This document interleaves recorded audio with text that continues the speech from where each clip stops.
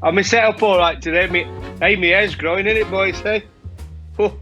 Right, which way do you fucking want me? Okay, we need it the other way to that. This way?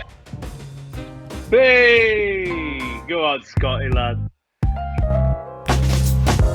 Welcome to the Players Lounge with me, Darren Gough, and I've got a very special guest with me today. Thanks to Betway, we've managed to get New Zealand's very own Scott Styris. I would say Scott probably is one of the original franchise kings. He packed in Test cricket quite early. He'll say it's because of injury. I reckon he just wanted to live in a bigger house and have a better car. The franchise king is himself, Scotty Styris. How you doing, Scotty? Yeah, I'm good, mate. You're half right. It's not so much wanting to live in a bigger house, but I racked off Test cricket because I thought it was crap. I had no real interest in it. And who wants to stand there and practice leaving the ball and making sure your forward defence is good and proper when you can try and hit it into row Z of the stand? A lot more fun, isn't it? So I thought I'd flick it off. Well, that's why you're working probably on the IPL. You do a lot within it. You managed to play in it as a player, Scotty. And obviously you're now working and commentating on it out actually in Mumbai at the moment, not in Dubai where the action's happening. Your action's happening out in Mumbai.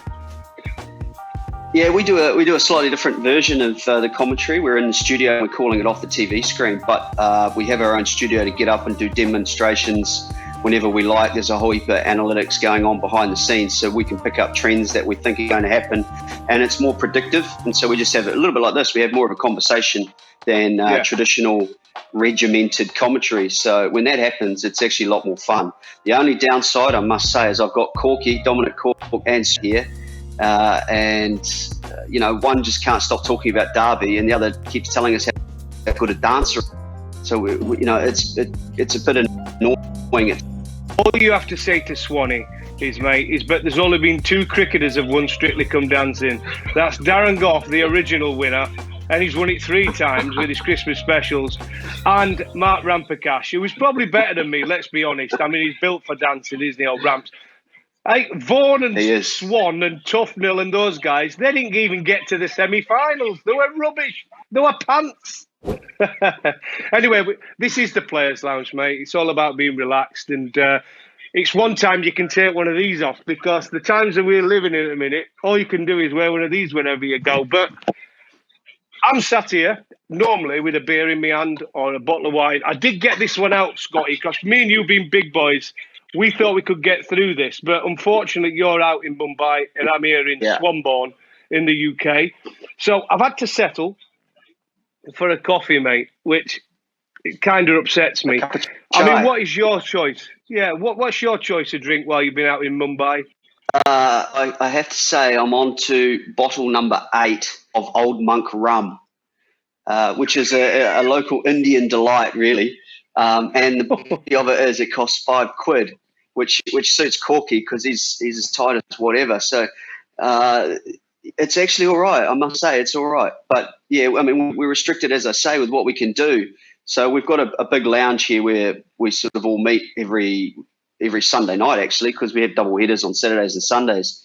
So we just all meet in there, and it ends up being a pretty late one. But that's me, mate. I'm a rum guy. I'm a bogan, which is the Aussie chav, isn't it? And I grew up in Hamilton in New Zealand, which is all V8s, revved up engines down the main street on a Friday night. So rum's got the drink for this flash wine that you're pulling out. That's just not right. Champagne, mate. Champagne now. Now I'm an MBE. It's champagne. Champagne, mate. I don't bother with the wine now. What was I going to say to you? Music. Are you a musical person, Scotty? See, we have Brett Lee here with us as well, who of course plays in his own band. Oh, yeah. He gets the guitar out at every opportunity. I'm an 80s music fan, but then I'm also, as I've just pointed out, I'm bogan too. So I've got the Metallicas and the Guns N' Roses and the Pearl Jams and the like. You know, the boys here aren't too happy when I get control of the music because I sort of go between the two. And then now I've got into the remixes, almost a beta-like. So I've got the remixes of the old 80s stuff, and they're especially not happy with that. I mean, the boys are too old now. We're all getting old, Corky. Goughie, geez. Corky, I've been don't hanging around call me Dominic too long, haven't I? Corky. Yeah. Corky.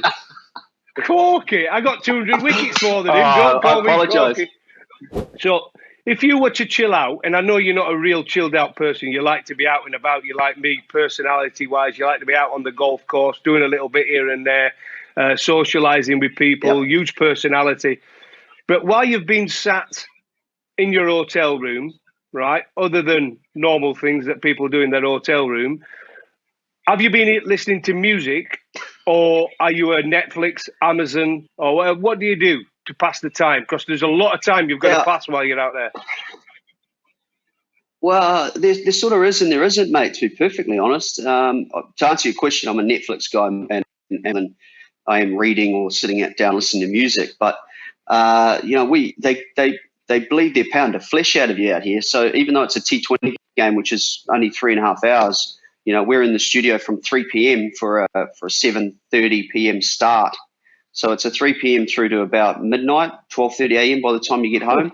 And then once you're up the next day, once you get back and you finally sort of wind down a little and you're in bed, you're up by sort of 9 or 10 in the morning and you almost go again. So there's not a huge amount of downtime, as funny as it may seem, because we go every day. For my 7 weeks here, I've only got 3 days out in that whole time. So that they're 11-hour, 10-hour days for those 7 weeks straight. So it's a pretty hectic schedule, but as part of that, as I say, we are allowed down on the outdoor pool area, which you're not allowed in the pool, you're not allowed in the gym, not allowed in the bar. There's no restaurants here or anything for us. You take your 40 minutes when you get it. We're all allocated our floors. We're in a micro bubble of one hotel, so you're all allocated times where you can go out and do a bit of fitness. So the guys, we've got Brett Lee, Brian Laris here as well as the English boys. So you by the time you get up, have a bit of breakfast, and then get downstairs and try and run around the pool in the heat to at least see some sun over the 7 weeks we're here. It's time to get ready and go again. So there's been very little opportunity to have a look at Netflix or that, but that would be my choice. Just seriously for a minute, Scott, that must be very difficult. I mean, we've had Owen Morgan come out in the past few days talking about the mental health of cricketers and what they're having to go through at this moment in time with bubble life. And if you look at England's schedule now, they've played a big summer against the West Indies. They played Pakistan. They lived in a bubble life, weren't allowed out of that bubble. Then a lot of the players now, as you know, are out in the IPL. A lot of England players out there in the IPL. They've got South Africa that's going to be announced. They've got Sri Lanka to fit in. They've got India series, which is going to be a long one with one-days and test matches. It's very, very difficult for these guys. If you are literally allocated that 30-minute spell, 40-minute spell to go out and sat in your hotel room and all people... I mean, cricketers get a lot of criticism. I've heard it yesterday. I talked about it on my radio show, Scott, and I said, well, what they're moaning about? They're living in a 5-star hotel. Just explain to people how difficult it can be.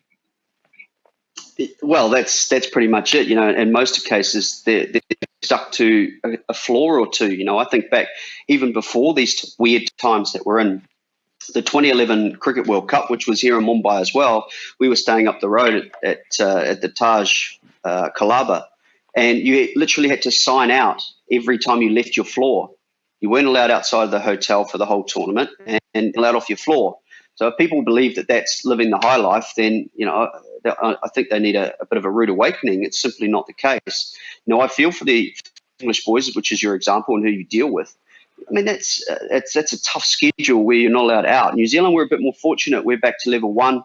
We're all out and about as per normal. Life is carrying on as usual for us. We've got, I think, Bangladesh, Pakistan, West Indies, and Australia coming this summer.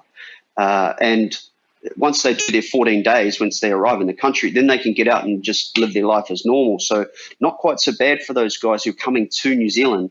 But for, I work in India mostly. Those boys like yourself, and you're talking about the English guys getting around to other countries which are bigger and they have bigger challenges in terms of looking after the pandemic, then, it is tough. You're right. I mean, on top of that, we had nothing short of tragic. Dean Jones, Dino was with us. Literally, he was my next door neighbour, and in 3 meters in front of me was where he was sitting in this chair. When he suffered a stroke, and it's been horrible for all the guys here, because we get a daily reminder that we've lost one of our mates, one of our colleagues, and we can't do anything about it. Every time I open those doors right next door to mine, and, we were all in there, of course, trying to help bring him around, and we've got no way of escaping that, because it's just, I guess we've chosen to be here, but it doesn't make that any easier. Yeah, I mean, Scotty, I texted you now for that. That must have been such a difficult time of your life. In fact, if not the most difficult time of your life, because Dino, such a personality. You posted, and I know you were pretty close to him, you posted a picture of him, didn't you, on video of him teaching all the girls over there in India how Shane Warne used to bowl his flipper. Yeah. And that was so Dean Jones, wasn't it? Yeah. Everywhere he went, he wanted to talk cricket. He wanted to teach people something new. And he was such a big personality and such a great bloke. Yeah, well, I mentioned earlier, the show that we do here is a bit different. It's about predicting what's going to happen in the game and educating people, because of the we all have played. We can read the game, we can see what's going to happen. And he loved it because of that. It was almost Dino's show. So, he's a big part of the group that is gone. And you're right. I mean, he lived and breathed the game. Brett Lee and I had to make the phone call. I sat there with him when we made the phone call to Jane, his wife, to tell her first had a medical emergency, if you want to call it that. And then we had to bring her back 20 minutes later and say that he didn't make it. I mean, it's simply the most horrible thing I had to go through. I've sort of been part of anything. And the family we've been in constant communication with ever since, just to make sure that they're okay. Because what a horrible time for them. They've lost their dad and their husband, and they're stuck in Australia, and they can't even come over to be near him or find out what's going on. They want answers, as you can imagine. So it's been a more than difficult time for us. So I don't buy into these people who believe you're living, you're earning decent money and you're living in a 5-star hotel and you're living the life of Riley. It's just simply not the case. I mean, would you have ever thought, Scott, when you started out many, many years ago, I didn't know this actually till I saw the research, but you were born in Australia. I mean, is that for real? I always thought you were a proper hardcore Kiwi. You were born in Australia. Well, come on, mate. So you've got to understand, mate. I'm the next step up from Ben Stokes. I still call him Kiwi Ben when we're on our commentary here in India, because he is a Kiwi. Let's be fair. You've stolen our talent, like the United Nations that you English are. Kiwi Ben, at least he's full Kiwi, right? He's got 100% New Zealand heritage, and he is making his life in England now. But my case, which I still cop a lot of grief here about being an Australian, is that I don't have relatives, no blood, no anything. My parents decided to go and live in Australia just to see what it was like for a year, and they ended up enjoying it. So they stayed there for 12. And so my younger brother and I were born in Australia. And when we eventually came back where all our family are. So I'm like Ben Stokes, buddy. I don't have a single English or Australian piece of me. So it still hurts me. I'm going to turn this around. It still guts me that Ben Stokes isn't smashing the palms everywhere in a silver fern on his chest like he should be. It's not going to stop, mate. Kay. I'm going to call you Aussie Scotty from now every time I see you. I mean, how did you get into cricket, mate? Because like me, we'd have probably made good rugby players, wouldn't we? Well, mate, I was on the wing, funnily enough, when I played. You might laugh at that, but yeah, I was on the wing. Jonah Lomu, because Jonah Lomu and I were the same age. It's one of my regrets in life, I must be honest, because we were the same age, and I had one kick at goal. And if I make this kick, it's from the sideline, time up, the whole movie thing. If I make that kick, we go to the top 4 schools in New Zealand, and I'm marking Jonah. Well, not marking because he was a forward then. But I'm playing against Jonah Lomu, which I think would have been one of the greatest things, because he was a different animal, and everybody knew who he was when he was like 5th age. But to answer your question, wow. I'm sure it's similar in England. Where you just grow up with a outdoor lifestyle. So you go and play football or rugby in the winter, and cricket in the summer, and you're just always outdoors doing different sports. So, mate, I was no different. I'm sure you were the same. You're just doing everything that you possibly could do, and I was fortunate a bit more talent for sport than I did for schoolwork. And I made sure that I just carried on with it. And that's as simple as it is. There's there's none of these flash academies or anything like that. You enjoyed what you did, and whichever sport took over, took over. I mean, it was when I started first class cricket, which was way back in the day. It was pretty much all amateur, and I was playing senior Waikato club rugby, so I was playing with and against all the All Blacks. I mean, you just pass them the ball, watch the best of the best do their thing. And in the summer, I was playing first class cricket for Northern Districts, which is out of Hamilton. And you can't do that nowadays. The 12-month contracts, the way that even at a first class level, the ability to go off and play another sport, gone. But that's the professional way that sport is these days.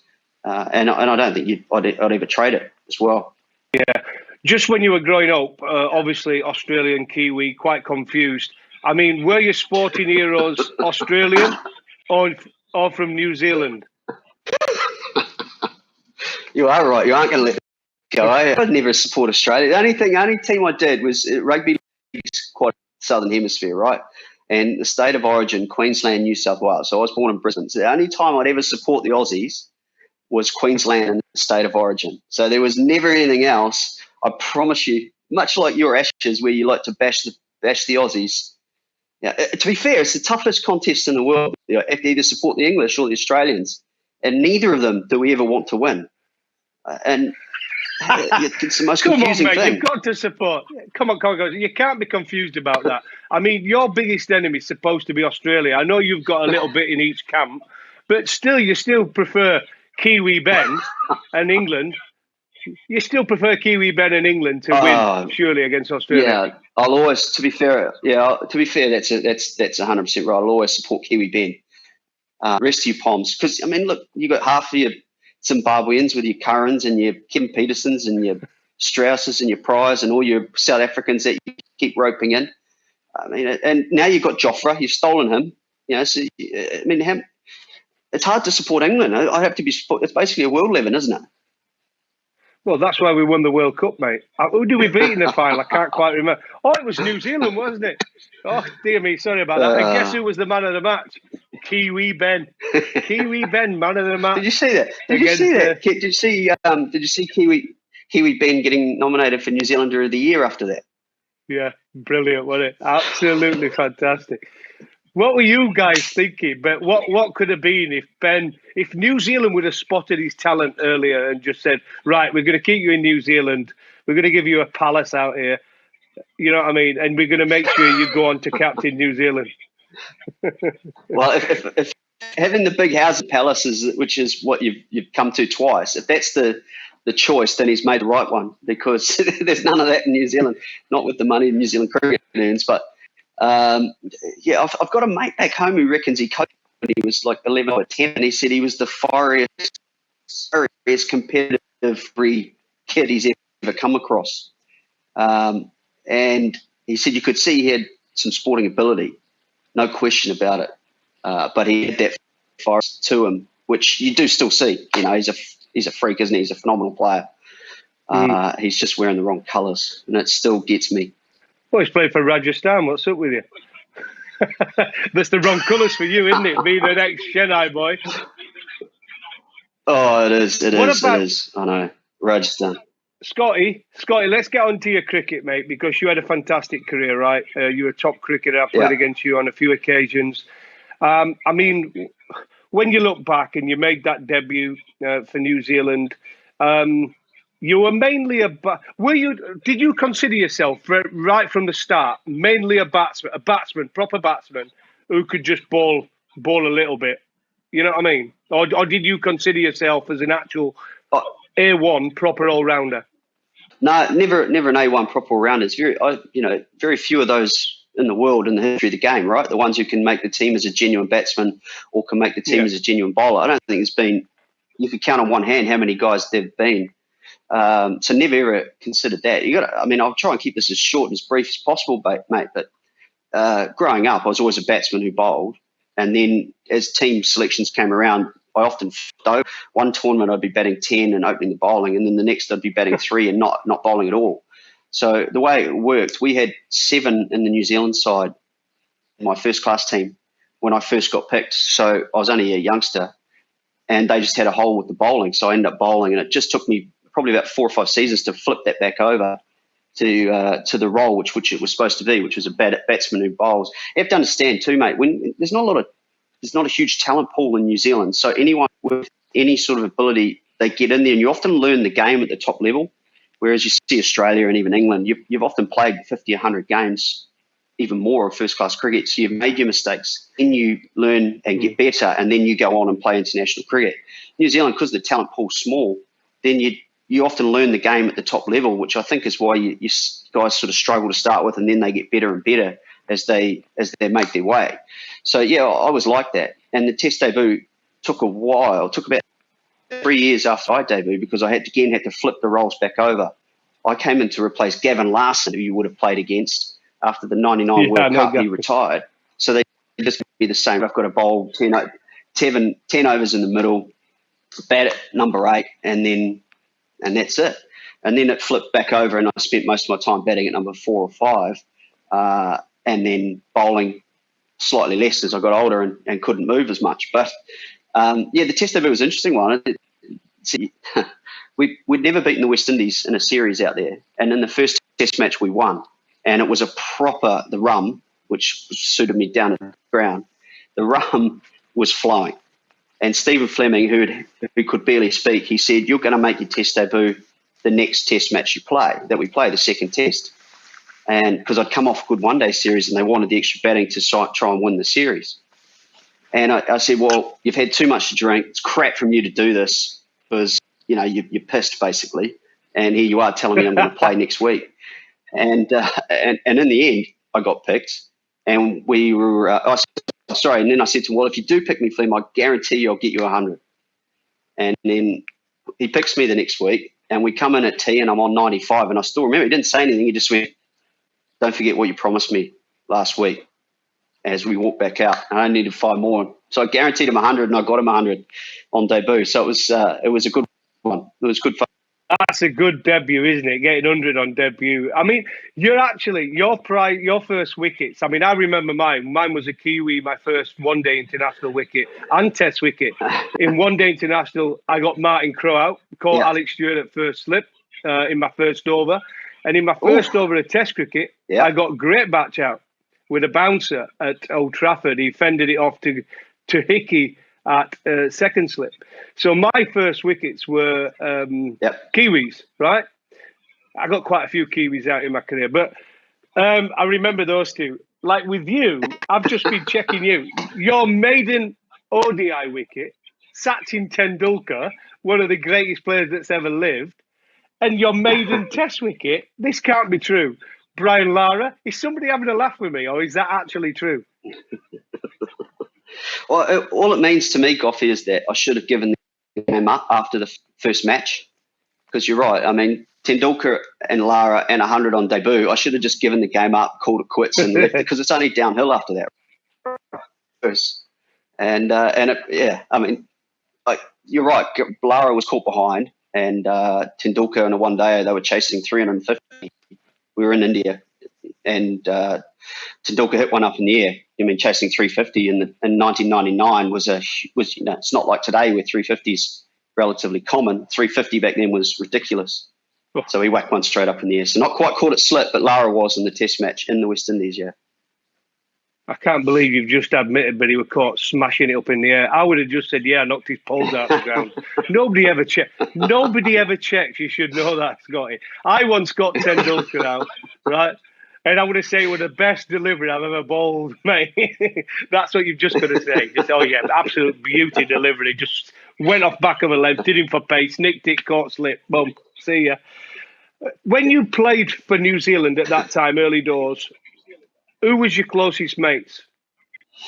The guys who were around my age. So it's the Daryl Tuffies, the Shane Bonds, Daniel Vittorias, the Jacob Orams, these guys who are my age. I mean, we had a slightly older group to start with, the Nathan Astles, Stephen Flemings, Chris Cairns, Adam Peroris, Dion Nash. They were all just finishing a degree. Some of them, like Fleming and Astle, carried on for a little while, but I think you do tend to gravitate to the guys who are around you, who you've grown up playing age group cricket with and against. A lot of those guys too were first-class teammates. We had, the first-class side I played in had a lot of guys from Hamilton or our greater region that we draw players from. So, and then after that, you get the Tim Southeys and the Bolts and the Williamsons all coming through, who are all in the same first-class team as well. So the guys who you grow up with, or they start when you're coming towards the end. But yeah, I mean, if you had to nail it down, I mean, I bought a house with Daryl Tuffy. He and I sort of flatted together for a few years as well. So he would be probably the number one on that list. He's a good bastard, except for he's now gone to live in Australia, Goughie, so he's gone the other way. Oh, you bigged it up that much. He actually went and moved there. I thought New Zealand was the nicest place on earth. Everybody wants to get out of there. Oh, I know. They do, yeah. Everyone's moving out there. Everyone's coming home, you know that. All the Poms, all the Kiwi Poms are moving back to New Zealand. But you know something, Scotty, just quickly on New Zealand. You know, and I've played golf with you over in New Zealand. For me, if I could live anywhere else in the world, it would be New Zealand. I think it's absolutely stunning. And some of the golf courses I managed to play there when I was coaching with England last winter was just out of this world. You took me to one. Maudi, where would you take me? Yeah, took you to Tahiti, wasn't it? What? Yeah, Tahiti, yeah. How good was that place? Yeah, I think it's I think it's top 10 in the world or thereabouts. It's supposed to be something like that, or outside of the US. Yeah, it was good. Yeah, did you beat me the building 2 more there too? I think I did. Did we play? You beat me that day, didn't you? Was it you and I played with Dooley, didn't I? Yeah. Yeah, you beat me. Yeah. Anyway, one of the greatest moments for you, Scott, it was the 2007 World Cup. You had a fantastic tournament. You got runs, you got wickets. I mean, you did have one of the slow, which surprised me actually, this when I did my research. But you actually batted like it was a test match in one of the games. You got 100, but it was the 5th slowest ODI century of all time. 152 balls. Who was that against? It's against Sri Lanka. Can I take a leaf out of your book and say Murali was spinning it square and Chaminda Vas was swinging it round corners? Can I say that sort of thing, or do I have to lie? Of course you can, mate. Did you win the game? No, of course not, man. Of course not. It was a good lesson, though. A good lesson because what it was is we sort of, as you can imagine, we crawled our way through to, 230. We just kept losing wickets the whole way. And it was that old, I want to say, like back in the grey old black and white TV days, when you were playing ODI cricket, you sort of got to a score that you hoped you could defend. Whereas we had a bit of a chat afterwards and it was like, nah, if 230 is not going to be enough, then you might as well get bowled out for 180. So we just next time we get into that situation, you just sit there and go, right, okay, we need 270 out cheaply. We're going to lose the game anyway with 230. It's not going to be enough. We've got to take a few chances. So it was a bit of a lesson, actually. It was quite good. You know how it is, mate. You're always learning when you play. And it was crawling my way to 100. It was painful, but we were in early trouble all the way through, and we just tried to grind out a score and hope we got lucky on the day and picked up a few early and get ourselves back in. But they Kara and Jai Wardner and Dilshan and all those guys, they were never going to happen. No, they were pretty. Yeah, they were pretty. But it was pretty awful. I tell you what, I'd have walked out. If I'd have been coach, and I'd have been able to one of those sub cards, I'd have called you in. 152 ball 100, shocking, and lost the game. So selfish, Scotty. Would you say 2007 when you were playing that World Cup? Did you say it was the 5th slowest? Yeah, 5th slowest, mate, at that time. Shocking. For someone like you, who used to hit the ball such a long way, all those biceps, all that gym work you've done your whole career to hit the ball out of the grounds, that's why you went and played these one-day tournaments, and you're there bunting it, blocking it in a one-day international at a World Cup. What's going on? That's not the Kiwi way. It was a year cricket. I just thought enough of this. Took that much grief for that innings. I said, right, enough. We're going to go out and try and whack it now. That was it is, right? Yeah. Well, it's more fun hitting the ball. Come on, Goughie, you know that. You never tried to sit there and block the crap out of it, did you? No, I did. Listen, I used to go in when I first played, start of my career, right? And I used to just try and smack it every ball. They tried to turn me into an all-rounder. I always remember, anything short, I used to go bang, try and hook it, right? Might have gone up in the air, might have got out, but I enjoyed myself, right? But I remember, because I got runs, my first 10 tests, I think I was averaging 36, my first 10 tests with a bat. I ended up averaging 13. Right, 13. That's because they were getting me to go back cross sleeve, back cross sleeve, back cross sleeve. If it's short, try and duck. I had that many things going on in my head. I ended up couldn't get a run, mate. I could not get a run. I wish I'd have just carried on, and just smacking it my whole career. Yeah, I understand. Yeah, it's a lot more fun. Should have done it. What about the injuries, Scotty? I know you have similar injuries to me. We both had knee problems when we played in that old man's tournament, which we still haven't been paid for. Yep. When you, we still haven't. I still not got me. They still owe me 20 grand. No, we haven't. Anyway, no, it was good fun. When it comes down, yeah, it was great fun, mate. Thanks for picking me, by the way. It was the best 4 weeks of my life. Yeah. But when it comes down to injuries, you've struggled with your knee injuries as well. How was that towards the end of your career, managing them? And did that make it an easy decision to finish? No. That had nothing to do with the injuries. Had nothing to do with finish. I actually went through most of my career free. I mean, like any bowler, I had 4 stress fractures in my back, but any bowler will have the same. I had a knee problem in a warm-up game. Did my cartilage in my knee on a tour of South Africa. It was my first test tour in 2000. And I'm still today the last New Zealand cricketer to have an operation done overseas, because I had a cartilage operation done in Bloemfontein, of all places, in South Africa. Had a mess of it. Took out too much. Yeah, I know. Took out too much cartilage in the knee, so it was bone on bone right from day one, basically, of my international days. And tried to get it fixed up again in Christchurch in New Zealand when I got back. Nothing they could do. So it took a bit of managing over the years. And, you know, it played out from time to time, mate. But to be perfectly honest, it was pretty good most of the way through. Yeah, I've had plenty of knee operations now on both knees, but, you know, after all the T20 stuff around the world, the leagues, when I was 39 years of age, you know, I played at Leicestershire in 2014. That was when I finished. And by then, you know, I was hating the game. I didn't want to travel, didn't want to play. I mean, I don't know how you were when you finished, but by the end, I didn't even want to play. And when you don't even want to play, then it's probably time to walk away. And I got to that stage where I didn't want to play anymore. So missing the game, you know, if I never touch a bat or a ball other than doing these demos that we do here at work at the studios in Mumbai, I'll be the happiest bloke in the world. People can't understand. I don't know how people can't understand how you don't want to have a social game here or there. I have zero interest in touching it all again. It's just there's no fun in it. There's no pleasure in it. Nothing. And that comes from 20 years of doing it as a job for that length of time, and you just you get ready to move on. So no, I can't sit here and say that injuries were a problem. I mean, did you finish up because of injuries, or did you still have the love of it when you ready to go? Knees were really bad, weren't they? I mean, I've had several operations, well, more than several. I've had about 8 now on my knee. I've got metal pins in there now, which I think you saw the scar. But it's a bit of an issue. Yeah. I'll agree. I think they offered me another year, actually, when I retired. But I played at Scarborough, and I made a decision straight away in my first-class career.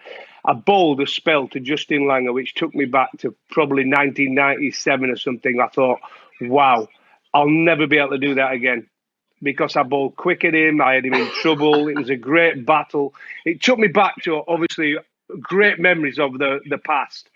And I decided there and then, I was captain, but that was going to be my last game. And I got him out and literally gave the umpire the ball after the over. I said, thanks very much. And I didn't play the rest of the season. I packed in there and then. And similar with the test career. You just know. I did my knee in New Zealand in a one-day game, which I was bowling really, really well that series. So I came home. I tried to come back 2 years later after all the injury operations in a test match against South Africa. And Graham Smith smacked me to all parts, 2 games in a row, got 2 back-to-back double hundreds. And I walked off and I said to Nas, I'll see you, mate. you won't see me again, I'm done. And I didn't play Test cricket again. So I'm same as you. Yeah. That enjoyment, when you know you can't deliver to the standard you want to deliver, it's time to get out of there. And I was very much the same. Scotty, when you look back in your career, if you could pick a moment out of all the games you played, and you played so many games in all forms of the game, is there anything that stands out for you? Oh. Look, I mean, I'm not one of these people. I think you are, if I can have some fun with you about it for the moment. I think you could remember every wicket you took and how many runs you scored. I can't remember much. You know, I always use the example of being here in India. Someone said to me, have you been to, and I can't even remember the name of the city, you know, did you enjoy that one day? I said, no, I don't think I've ever been there. And they said, no, you played 3 ODIs there. And I had no memory of it. And that is, people sort of can't get that. A lot of cricketers don't have a lot of memories of things that happen in their career. They remember little anomalies, little things that are different. I remember a test match in Auckland. We played the West Indies, and Chris Gale and Darren Gough had this, you know, opening partnership going down. He needed 250 to win the test. Chris went onto the roof, and that loses the ball. And there were no, you know, you get the umpires go and get another box of balls and try and pull one out that was of similar standard. But they either had they were new balls, or they had 80 over old balls. So he had to get a new one, and he scrubbed it up against the concrete of Eden Park and roughed it up to try and make it look like a 40 over ball. And then all of a sudden, Shane Bond was reversing this cricket ball around corners, and we knocked him over. We took 80 to win the test match. I remember sort of little things like that, Goughie, rather than, you know, any individual. Like even I played for Durham after the 07 World Cup, and I played in the game where Otis Gibson got all 10 wickets in a first-class innings. And we played Hampshire, and Warney was playing, and it was it's one of the most amazing. I didn't have a single thing to do with it. I stood at slip, didn't have to take a catch or anything. He took all 10 in the innings, and it's one of the most amazing that I've ever had. And I had zero to do with it. I sort of remember things that are unusual and out of the way, rather than, you know, I'm not going to sit here and say I don't remember 100 on debut, or the 07 World Cup where things went really well, or, you know, 100 against Australia, or whatever it might be. Of course you do. But the gritty of things, mate, I can't remember anything about things. I remember there was a concrete shot put circle in the outfield in Hyderabad when we played in first series. I had to jump or run round this concrete circle where they use for athletics to chase a ball to the boundary that Tendulkar had hit. You know, there's stupid little things like that I don't think I'll ever forget. But, you know, what happened in 08 against Pakistan in the series in Karachi, I've got no clue about. So it's I'll tell you. And everybody's different, you know. Some guys can remember everything. Yeah, I'm pretty good. I think I can remember a lot of stuff. Only the good stuff. I don't like remembering the bad ones. But Corky, I reckon, would be someone who could remember the good stuff. I'll tell you one thing you do remember, though, because you bring it up a lot to me. The last couple of times we've been together, you brought up the fact that when Essex beat Middlesex at Lords, I think I got you out that day as well, by the way, but on caught deep mid-wicket, you were moaning. You moaned that whole game about our over rate or whatever it was, and we ended up beating one of the and we won the angriest title. days of cricket in my life. Honestly, I think I'd still punch you if I could get through the screen right now. That's one of the angriest things of, mate. It's the worst rule. That whole, if you're don't complete your over rate, you get penalised runs. You blokes cheated. You know it. You deliberately took 5 minutes to walk out when a wicket fell, and the umpires, we were on them the whole game at Lords and just said, mate, these guys are slowing down. You're getting your ass kicked. And runs came in, which meant you could get up in the last over. You know it too, and it's a title that you shouldn't even try and claim because you were not. Goughie, this honestly, it still winds me up to this day. It genuinely Mate, does. How can you say that team didn't deserve to win the title? Like I said, I was captain that day. I did everything by the book. I was rushing my players through. We had Tender Scarter, Andy Flower, Ronnie Arani, me, Paul Grayson. We had a fantastic one. Ravi Bapara, Graham Napier. We are by far the better teammate. We were playing Middlesex. You were pants. Stop it. We were, you know, that we dominated you all that game. And Ryan Tenduscarter, to be fair, still talks about that. He said it's almost the day that his cricket career ended. I mean, think about Ryan Tenduscarter he's been over the years for Essex and other teams around the world. He said he believes that he was going to get his contract cancelled and his professional career was over because we'd whacked him in that game. And then he came out and got the winning runs that you blokes scored and ended up sort of getting extended, and the rest is history. But, hey, stop. Let's not talk about that. That was still bitter. Okay, let's go into the IPL because that's why you're there. You're over in Mumbai. I'm bitter. I'm bitter. Yeah, he is bitter. Let's talk on the IPL because that's what you're working in now. You have done for a long time now. You've been a player. You Deccan Chargers. Was that under Darren Lehman? Deccan Chargers. Yeah, I had 5 seasons. I had 3 with Deccan and 2 with CSK, which the first 3 years were with Deccan. Now, we had Robin Singh as our coach in the first year, and we came last. And then the second year we had, you're right, Buff Lehman came in and took over in South Africa, and we won it. And then we won it again with CSK when I went there in 2011, played a couple of games. But they're pretty set side, CSK. I was brought in as, 30, on my way to 36. So I was a backup rounder behind Albie Morkel from South Africa, who was terrific for CSK. So the next 2 years, we won in 2011 and lost the final in 2012. So a lot of fun, mate. It's a great tournament. You'd have been in your element. I can tell you would have been in your element. And if it had been around when you played, you'd have just loved the whole vibe of the IPL and what it is.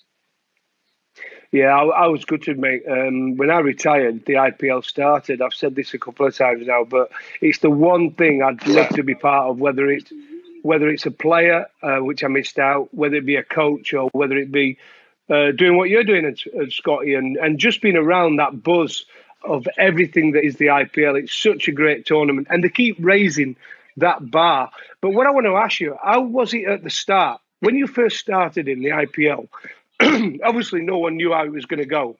What was it like to playing from the very, very start? Yeah, it's a good question. Like there was all this talk that it was going to be mixing sport and entertainment, and perhaps to start with, they talked about every team having parties and all this sort of thing. But I mean, our group never had any organised parties at all, not one, and yet we came last. And we had the Adam Gilchrist, the Andrew Simons, the Herschel Gids, the Afridis, Chaminda Vas, Rohit Sharma was with us, Vivius Lakshman. All these guys were on our side, and yet we came last. It was a bit bizarre, but it was so much fun. And the best part of it, forgetting the actual cricket, but finding out and training with Adam Gilchrist and Afridi and Chaminda Vas and Herschel with all these names that are going through and learning and just sitting down at dinner every night for 2 months talking cricket. I actually think it was good for the world game too, because it just brought everybody together. You don't see the that you used to see in international games because you didn't really know the opposition unless you'd had a stint in county cricket and you might have come across guys. But it was a hell of a lot of fun, and that's why I think the English have missed out. Basically, it's good to see that all the English guys are out here now, but you guys didn't quite get the memo on the advantages of it. People just thought it as a money grab and all that. It's not that. It's like the level of analytics and work that goes into working players out, all that sort of thing. It's what you'd expect a proper professional sport to be. And every team in those 5 seasons, every team I've been in, Adam Gilchrist is sitting here telling me how to get Matthew Hayden out. Yakara is sitting there telling me how I need to bowl to Jai Wood. There was no secrets kept from any players about their fellow countrymen. It was just, right, we're a group, we're a family, we're a team, we've got a culture as a group, and we're going to try and win this competition. And you know what it's like, to get to the top level of any sport, you've got to be competitive, and you just got to, people just want to win, and that's what comes from it. Do you think that's one of the reasons why Test cricket, the batting scores, the average scores have gone down? is because of these franchise tournaments, and you've just said people who are in dressing rooms, mixed dressing rooms from other countries, all telling each other's weaknesses. Do you think that could be simply one of the reasons? No, I'm not. I don't think it is, because I've Shane Bond, as I mentioned before, one of my mates from playing days, is the bowling coach at Mumbai, and I've been in and seen the level of analytics that goes on. So there is no weaknesses. They scout themselves, they scout the opposition, they scout the ground pitches, they scout the lengths that whatever happens. So the level of detail now is through the roof, and I'm sure it's the same with the England team. But they've got a lot more money in there to be able to do it properly. So I don't think it's and if you're sitting in a meeting and all of a sudden we're talking about Johnny Bairstow or Kiwi Ben or Joss Butler or whoever, then people remember that information. They take it back to their international side. I actually think it's other things. For example, when there was only Test cricket, let's say up to the 70s, the only skills you practiced were the skills you needed. If you're an opening batsman in Test cricket, it's all you practiced was the skills you needed. It's not. And when you're practicing one skill, you get pretty good at it. Then ODI cricket came around and you had to practice both. And now there's 3 versions of the game. You've only got so much time in the day that you can practice where's my off stump, how do I leave, spend an hour practicing against outswing bowling, whatever it is. And then all of a sudden the next week you're supposed to be able to flick a switch and be able to go out there and whack into the stack and ball. It's just not realistic to expect it. You don't spend as much time. I think Chris Gale is an example. When he decided West Indies was gone and he was just going to go and play T20, he became the best player in the world because he went back and practiced one skill again, which was his T20 batting, while everybody else is trying to fit in their first-class games and their one-day cricket and their Test cricket. It's a completely different animal when you've got to practice it all. So I think Test cricket has struggled, but it's been a battle for guys who have to practice multiple disciplines and get it right. Does that make sense? That's all. That's my official cricket language for this chat. All right, that's it. Well, that's why you're doing what you're doing now, Scotty. That's why you're a world-renowned commentator now, working out there in the dugout in Mumbai. The Indians love you. Absolutely do a lot of your work over there. Just a couple of more questions on the IPL from me, because who's the greatest IPL player so far? Because I saw you did a tweet the other day, and I was fascinated by it. Yeah. Trying to pick the IPL team, best IPL team ever. That must have been so difficult to pick 11. You even missed Gale out. You didn't even have Gale in your squad. I know. Well, yeah. He's in my squad, of course. Chris Gale's the greatest T20 batsman who's ever played the game. His numbers are off the charts compared to everybody else. Yeah. However, in the IPL, you could make a decent case that David Warner's actually been better than Gale as an overseas player. The numbers he's done, the fact he's won 3 orange caps, which is for the most runs, the fact that he's won titles, which Gale hasn't, the way he's led that side. So I wouldn't have Gale in there, even though I did forget about him when I made that team up. But the Kohli is hard to go past. Dhoni, it's hard to go past. It is an Indian competition after all. And we have to remember that. It's an Indian competition designed for the subcontinent. And the overseas players, whilst they're world-class, of course, they're here is to be part of the Indian comp. So it would be one of those two guys because of what they bring, the brand they bring to it all. They are the faces of this league. Kohli's batting in, I think it was 2016, when he had about 970 runs or thereabouts. I promise you it's the best batting I've ever seen in my life. And it's T20 cricket. The way that he's able to, he got 100 after 100 after 100, and he just blitzed it. And it's as higher quality of batting as I've ever seen. So it would probably be one of those guys. Lasith Malinga, you know what he's like. He's been white ball in general, white ball cricket for Sri Lanka. One day is phenomenal. And he's probably the best bowler that I've seen in white ball cricket too. It'd be hard to look past AB de Villiers. I'm really enjoying watching him this year's IPL. I think he's been absolutely understand. And I've never understood how Royal Challengers Bangalore, when they used to have Gale, didn't they? AB de Villiers, Kohli, have never won it. I mean, they're batting every single year. Has that been their problem? Because they've got so much talent in the batting, they tend to ignore the rest. Well, they play the Chinnaswamy, right, which is Bangalore, which is one of the best batting surfaces in the world. I tell you what, if you could play there for a living, you're killing it for a start. It's a graveyard for bowlers. The second part of that is putting a team together is not as easy as you might think. You need 7 Indian players and 4 overseas players, and teams don't win the IPL if they're going to rely on 3 players, which is Gale, De Villiers, and Kohli. You'll win games, but you're not going to win. The teams that win have 7 or 8 guys who put in performances, and RCB have never had that. They've just had those 3 guys. They've got to spend so much money to keep them that they can't afford under that to go out and get other players. So they've tried. They've had plenty of good players there as well who haven't quite managed to make it and do what they can do for other franchises. So you've got to say, well, maybe there are other issues going on? I don't know, but you look at those front 3. It was were ridiculous playing against a team which had Gale, De Villiers, and Kohli in the front. You're on a hiding to nothing. If one of them's always coming off, and it's just a matter of which one. I mean, when it comes down to it, I mean, who's impressed you this year's IPL? Like I say, AB de Villiers for me has been outstanding. And is it Shami? I mean, his bowling's been, and Rabada have been outstanding. Even though Nokia has been the one who's been bowling around 96, 97 clicks, I thought Rabada has been excellent. And the Yorker bowling of Shami has been outstanding as well. Yeah, the Yorker stuff's got better as the tournament's gone on. I think we saw the bowlers were just a little rusty after 6 months off, and the disciplines of nailing those Yorkers just took a few games.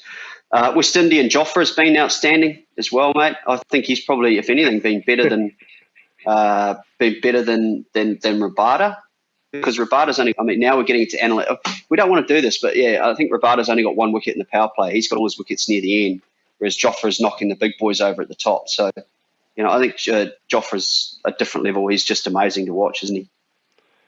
Yeah. And what about the 2 Kiwi coaches? Baz, KKR, he started well, and Flem, who seems to be just part of the furniture there at Chennai.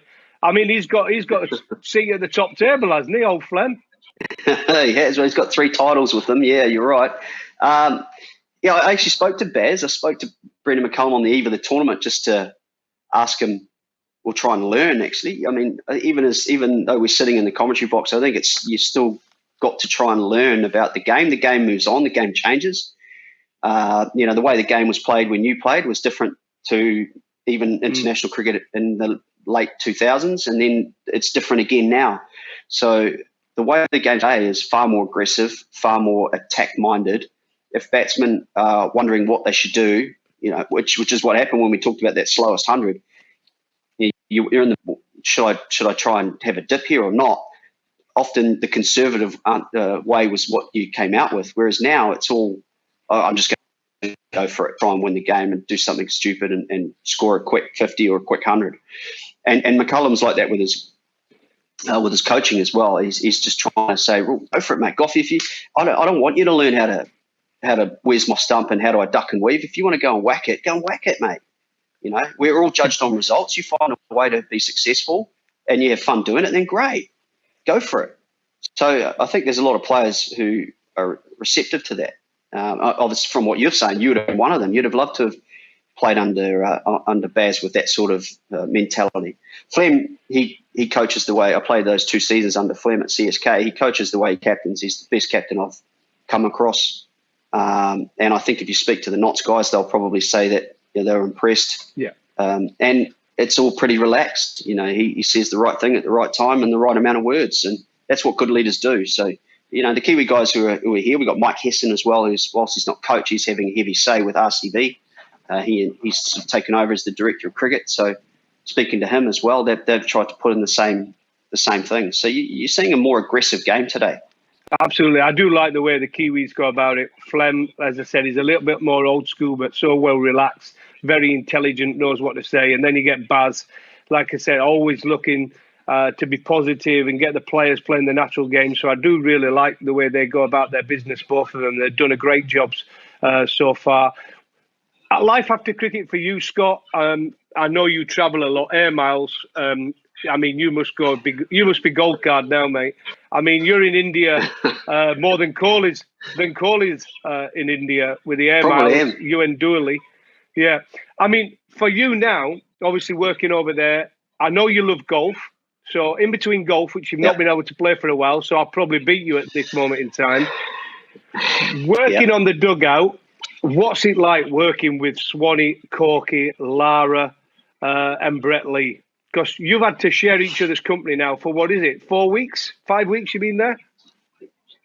Yeah, look, I've mentioned already that it's been enjoyable with those guys. But a usual dugout we share with the world feed. So we usually get the Kevin Petersons, the Graham Smiths, the Sangakaras, the Michael Clarks, who's out there as well. All that style of play, all the big names who are doing, they come and join us as well. Joe Warden has been in, Stephen Fleming's been in. So, we get these sorts of people throughout. And it's been a huge amount of fun because we actually learn stuff too. I'm sitting there watching Mahela Jayawardena give a demonstration on how to play spin, what he's looking to do with his feet, what type of bowlers he's looking to take on, where he's looking to hit them. And I'm sitting there thinking, gee, I wish I'd known this when I was 22 years of age and I'm trying to make my way and learn the game. And I'm still learning from them. So even, we're getting that with Brian Lara. Right now, the cricket intelligence that Brian Lara has is off the charts, right? He was a freak as a batsman, but he had the intelligence and the smarts to go with it. So, whether we like it or not, and I'm not a big cricket nuffy, but when we sit down and have a rum or two busy double-header weekends, we still talk cricket. We still tell stories. We still go back. We still get a lot of Kevin Peterson stories from Swanee. We still. I can imagine. Yeah. We still enjoy ourselves, and it's good, as I say. It's like playing in the IPL, learning from Brett Lee about what the Australians were like, what they tried to do when you were playing. What was the plan against? If I was a player against the Aussies, what were they looking to do to try and get me out? So you do tell a lot of stories, and it's quite good to get to know these guys as people, not just as cricketers or foes on them. Can you repeat any of the KP stories? We had him on last week, and I've got quite a few on Kev.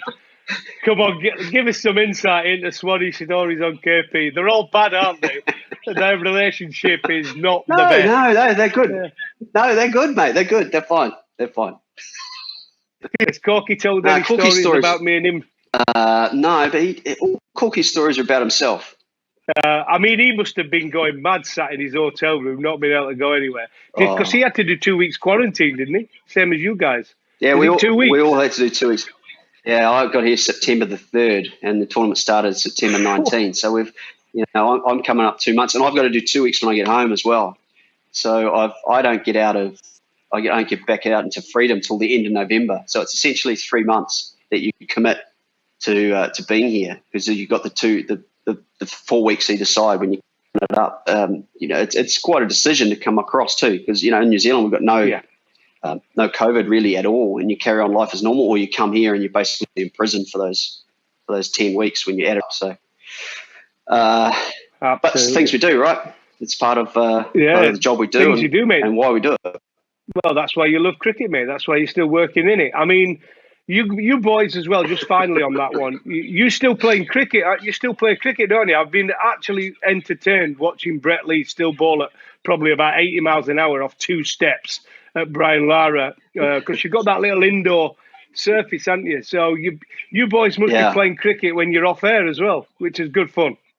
No, they'll do it for, what some of the boys are like. It's Instagram stories and all that social media stuff that they spark it up for, mate. We don't play any little colour pieces that we film, but that's about it, mate. Not everyone else who's here is not really wanting to play cricket for fun. Right, just finally, Scott, we've got a quick fire round for you here. I've got some questions for you. I want you to give me an answer quick as possibly can, right? Straight off the cuff, right? All right. I brought some down here. So what's your guilty pleasure? Golf. Does that count? It's not really guilty, is it? What's the strangest thing a fan has ever said to you? Well, it's not so much what a fan has said to me. It's I had this lady. She would have been in her late 60s, I reckon. She came up at the Basin Reserve in Wellington, and she pulled out her credit card, and she'd had a selfie with me, and she'd gone to the bank and got them to have that as on the front of her credit card. So her selfie with me was what she used to pay her bills. And that is simply the weirdest thing I've ever seen, that she's got me as the face of her credit card. That's not attractive. I wouldn't have thought for her. It's to stay in the purse. It'd get declined, wouldn't it? Probably would.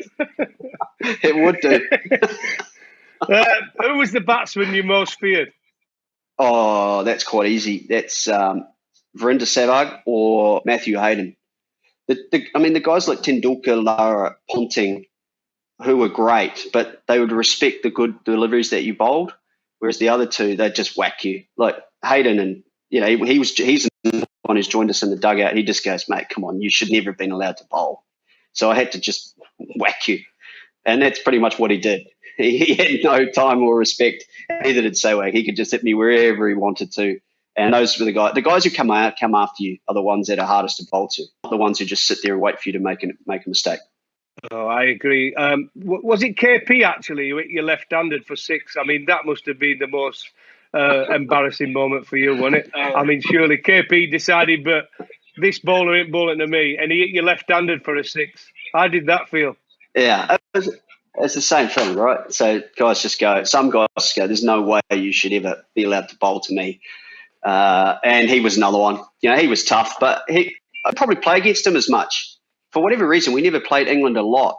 I mean, I played for New Zealand for 12 years, and I reckon I played against England 15 times in those 12 years, which is not a lot in a one-day circus when you consider all the series that you have, which are 5 games or thereabouts. So, he was obviously a different animal as well. He was a freak with his abilities, but yeah, look, I forget about that. It keeps coming up. It keeps getting brought up here in India when he's with us as well. He's a corky Mark II, isn't he? His stories are about himself. Yeah, I said last week, he's the only man I know fell in love with himself at 16 and managed to stay faithful ever since, Scotty. Have you got any phobias? Any phobias? Phobias? Scared of anything? Heights maybe. Heights probably. I did a bungee jump in Queenstown about 18 months ago just because, I don't like heights, but I thought I've got to do it. And Queenstown's where the bungee jumping started, so I thought, well, just got to get on with it and have a go. So I just got to the edge and jumped off, didn't bother looking or whatever, just went. So heights aren't. I hate heights. Top of buildings, not fun. Is there an athlete you admire from any other sport? It's got to be a golfer, hasn't it? Yeah, mostly golfers. I like the LeBron James and the Ronaldos and anyone who's sort of that super level that have the ability. It's a hard one to explain. I think the ones who still manage to remain human without being completely robotic. So I've never really been a Federer guy, or it's the ones that can still have a bit of human element to them rather than. Even Tiger Woods, Tiger Woods is amazing, and as a golf fan, I absolutely love watching him through his peak. But he was such a robot. His whole life was like that. You sort of can't really relate to him as much. So I quite like the Brooks Koepkas, who are a bit more normal, who still attain that great level of performance, but they're just normal blokes too. Well, for me, it was Seve. I mean, when you look at Seve Ballesteros, the way he used to play, champagne sportsmen, I call them. They just turn up and just have got so much talent. They will always want to go for the green. They're not going to chip out and say, I'll get on for 3. They'll try and get on for 2 no matter where they're from. Those are the sort of people I used to admire and still do. I love champagne sportsmen. Yeah, great, mate. Absolutely fantastic. Well, Scotty, you've been absolutely superb. I didn't expect anything less. It's been great to catch up with you. Take care of yourself out there at the dugout. And don't forget, after an hour with Swanee, just pull out the batteries. But you've got Corky there now, so you've got double trouble. Thanks very much to Scotty Styris, absolutely top man, top pundit as well, and absolutely brilliant golfer. Thanks to Betway for sponsoring this series, the Players Lounge Series, VIP. Absolutely love doing it. And don't forget, you can like and subscribe to all Players Lounge social channels. Take care. Until next time, it's me, Darren Gough. Good night. See you soon, mate. Cheers, pal.